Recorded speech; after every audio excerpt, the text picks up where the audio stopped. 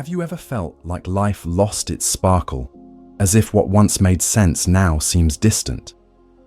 Between 35 and 55 years old, many face an aching emptiness. If depression has silently embraced you, this video is an invitation to rediscover the light. We will explore, through psychoanalysis, how to understand these deep pains and how to build, step by step, a new meaning for life. Ready to dive into a journey of hope and transformation? Then, take a deep breath and come with me. Depression, in the psychoanalytic view, goes beyond passing sadness. It is rooted in unconscious dynamics, filled with losses, frustrations, and broken bonds. It's as if each disappointment left a silent mark on the soul. Have you ever felt like you carry weights you don't even understand? The depressive experience is unique for each person, shaped by history and by how we deal with love and loss. Understanding this pain is the first step to freeing yourself from it. Within us, there is an invisible process called introjection, which absorbs good and bad parts of the people we love. When we feel anger and that emotion turns against ourselves, cruel self-criticism and guilt are born. Imagine holding on to the pain of a loss without ever releasing it. That's how the void that suffocates those facing depression forms. Have you ever thought about how many pains you still carry without realizing? Losing something or someone is not just about no longer having them. It's often about losing part of oneself. Poorly processed grief can turn into an emotional prison. The analytical process seeks to illuminate these dark corners of the unconscious, helping the person process their losses and rebuild vitality. Do you feel that some old loss still echoes within you? In the next step, we'll better understand how Freud differentiated mourning and melancholia. Freud described mourning as a real pain over loss. We feel sadness, but can identify what was lost. Over time, we accept and move on. But melancholia is treacherous. We internalize the loss as if we were the guilty ones, and the pain turns against the self. Have you ever blamed yourself for something beyond your control?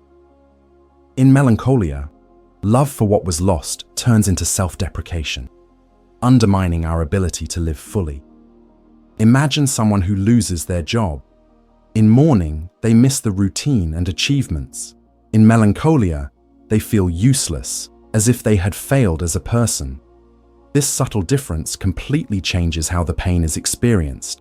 It is this introjection of the lost object that feeds the cycle of melancholic depression.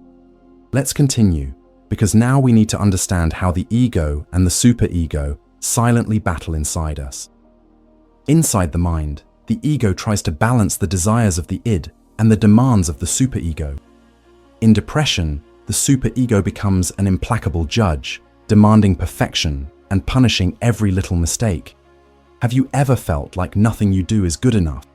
This conflict weakens the ego, generating guilt, low self-esteem, and despair. It's like running a marathon where every step is judged with cruelty. Psychoanalysis helps to rebalance this inner relationship and ease the pain. The fragile ego, crushed by internal criticism, loses its ability to seek pleasure and satisfaction. What once was a source of joy becomes a reason for shame or guilt.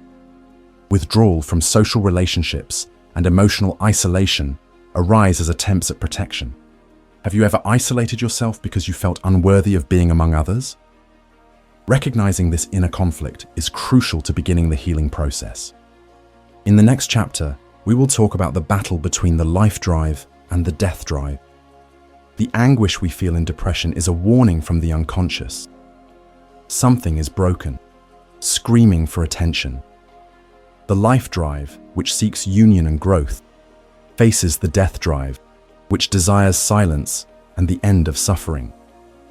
Sometimes, without realizing it, we surrender to a state of apathy as a way to escape pain. Do you ever feel that giving up seems easier than resisting? This inner clash is central to understanding depression. Defense mechanisms come into action, trying to protect the self: denial, introjection, repression. but poorly elaborated. They keep the pain intact. An abusive relationship, for example, can leave invisible scars where the victim internalizes the abuser's guilt. Are you carrying guilt that isn't truly yours? Psychoanalysis offers a path to recognize these defenses, dismantle them, and rebuild a healthier, freer identity. From childhood, we learn to love and trust, or to distrust and fear. Our earliest attachment relationships shape our expectations about the world. If we were rejected, ignored, or criticized, we carry these invisible marks into adulthood. Do you feel that even when everything is fine, there is an inner voice sabotaging your happiness? These voices are echoes of early bonds that need to be revisited to heal the wound. The object relationship, this internal bond, can be positive or destructive. In depression, we often live with critical internal objects, repeating messages of devaluation. Psychoanalytic therapy acts like a mirror, returning to the patient a new image of themselves, worthy, lovable, capable. Have you ever imagined what it would be like to see yourself with more compassion? That is the reconstruction we want to achieve. Now, let's talk about the importance of dreams and transference in treatment. Dreams often reveal what we try to hide from ourselves. In depression, they appear as inescapable labyrinths, symbols of a soul imprisoned by pain. Have you ever had a dream where you felt lost, not knowing where to go? The interpretation of dreams is one of the keys to accessing the unconscious and understanding the roots of the anguish we feel when awake. Another powerful tool is transference, the unconscious feelings we project onto the therapist. If our history was marked by rejection, we might expect rejection even from those trying to help. Identifying these projections is vital to healing. Have you noticed repetitive patterns in your relationships? Analysis helps us break these patterns and build new ways of relating to the world and ourselves. Finally, recognizing resistance to change is essential. It's normal to want to run from pain, to avoid confronting what hurts.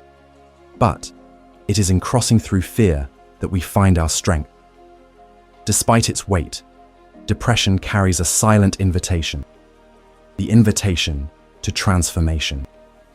And you, are you willing to accept this invitation? We're almost there. Let's conclude this journey of inner healing. Depression is not an endpoint. It is a painful crossing, but one that can open paths to a more authentic and full life. Think of depression as a raging river. Dangerous, yes, but with courage and support, it can be crossed. And on the other side, new shores await us. Do you believe you can find strength you didn't even know you had? I believe so. And if you've made it this far, it's because you've already started this transformation. If this video touched your heart, share it with someone who might need this message. Remember, seeking help is an act of courage, not weakness. Subscribe to the channel, activate the bell, and continue this journey with us. Your story deserves to be told, and above all, it deserves to be rewritten with hope, courage, and love. See you in the next video.